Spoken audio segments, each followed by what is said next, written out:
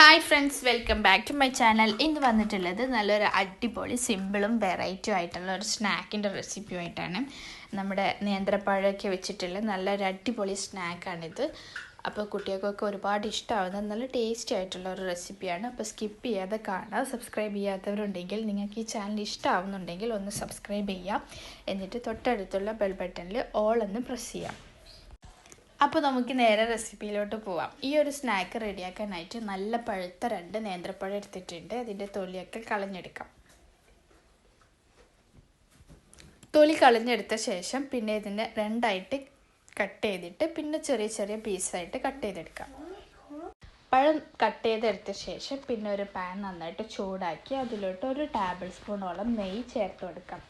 നന്നായിട്ട് ചൂടായതിനു ശേഷം നമ്മൾ കട്ട് ചെയ്ത് വെച്ചിട്ടുള്ള നേന്ത്രപ്പഴം മുഴുവനായിട്ടും ഇതിലോട്ട് ചേർത്ത് കൊടുക്കാം. എന്നിട്ട് നന്നായിട്ടൊന്ന് വഴറ്റി കൊടുക്കാം. നന്നായിട്ടൊന്ന് വഴണ്ട് വന്നതിന് ശേഷം പിന്നെ ഇതിലോട്ട് മധുരത്തിന് ആവശ്യമായിട്ട് 1/4 കപ്പ് പഞ്ചസാര ചേർത്ത് കൊടുക്കാം. എന്നിട്ട് ഇത് ഒന്നുകൂടി നന്നായിട്ടൊന്ന് മിക്സ് ചെയ്തെടുക്കാം. പിന്നെ ഇതിലേക്ക് ചേർക്കുന്നത് തേങ്ങ ചിരവിയതാണ്. 1/4 കപ്പോളം തേങ്ങ ചിരവിയത് ചേർത്ത് കൊടുക്കാം. എന്നിട്ട് ഇത് ഇട്ടിട്ട് നന്നായിട്ട് ഒന്നുകൂടി വഴറ്റിയെടുക്കാം. ഇത് നന്നായിട്ടൊന്ന് വഴറ്റിയതിന് ശേഷം പിന്നെ ഇതിലോട്ട് 1/4 കപ്പ് റവ ചേർത്ത് കൊടുക്കാം. റവ ചേർത്ത് കൊടുത്ത ശേഷം പിന്നെ ഇത് ഒന്നുകൂടി നന്നായിട്ട് മിക്സ് ചെയ്തെടുക്കാം. നന്നായിട്ട് മിക്സ് ചെയ്ത ശേഷം പിന്നെ ഇതിലോട്ട് 1/2 കപ്പ് പാല് ചേർത്ത് കൊടുക്കാം. പാല് ചേർത്ത് കൊടുത്തിട്ട് നന്നായിട്ടൊന്ന് ഇളക്കി കൊടുക്കുക. എന്നിട്ടൊരു മീഡിയം ടു ലോ ഫ്ലെയിമിലിട്ടിട്ട് നമുക്ക് ഈ റവ ഒന്ന് കുക്ക് ചെയ്തെടുക്കണം. അതോടൊപ്പം തന്നെ ഈ പാലൊന്ന് വറ്റി വരുന്ന സമയത്ത് നന്നായിട്ടൊന്ന് ഇളക്കി കൊടുക്കാം. പാല് മുഴുവനായിട്ടും വറ്റി ഒരു മാവിൻ്റെ രൂപത്തിൽ ഈ പാനിന് വിട്ട് വരുന്ന ഒരു രീതി ആവുന്നത് വരെ നമ്മളിത് നന്നായിട്ട് ഇളക്കി കുക്ക് ചെയ്തെടുക്കണം. അപ്പോൾ ഇതാ ഈ ഒരു സ്റ്റേജിലാണ് നമ്മൾ ഫ്ലെയിം ഓഫ് ചെയ്യേണ്ടത്. അപ്പോൾ ഇത് പാനിൽ നിന്നൊക്കെ വിട്ട് വന്നിട്ടുണ്ട്. ഇനി നമുക്കിതൊന്ന് ചൂടാറുന്നത് വരെ വെയിറ്റ് ചെയ്യാം.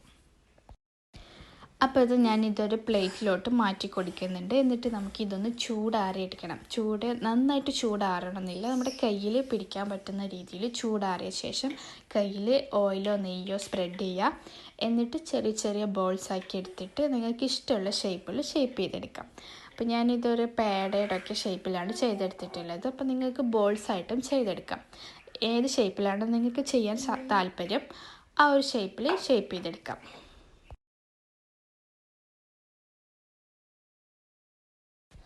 മുഴുവനായിട്ടും ഷേപ്പ് ചെയ്തെടുത്ത ശേഷം നമുക്കിതൊന്ന് ജസ്റ്റ് ഒന്ന് ഫ്രൈ ചെയ്തെടുക്കണം. അപ്പോൾ ഒരു പാൻ നന്നായിട്ട് ചൂടാക്കി അതിലോട്ട് 4-5 ടേബിൾ സ്പൂൺ ഓയിൽ ചേർത്ത് കൊടുക്കാം. എന്നിട്ട് ഇതൊന്ന് തിരിച്ചു മറിച്ചിട്ട് ഫ്രൈ ചെയ്തെടുക്കാം. ഡീപ്പ് ഫ്രൈ ചെയ്യേണ്ടതില്ല. കുറച്ച് ഓയിൽ ഒഴിച്ചിട്ട് ഇതിൻ്റെ 2 ഭാഗം ഒന്ന് ജസ്റ്റ് ഒരു ഗോൾഡൻ ബ്രൗൺ കളർ ആവുന്നത് വരെ ഫ്രൈ ചെയ്തെടുത്താൽ മതി.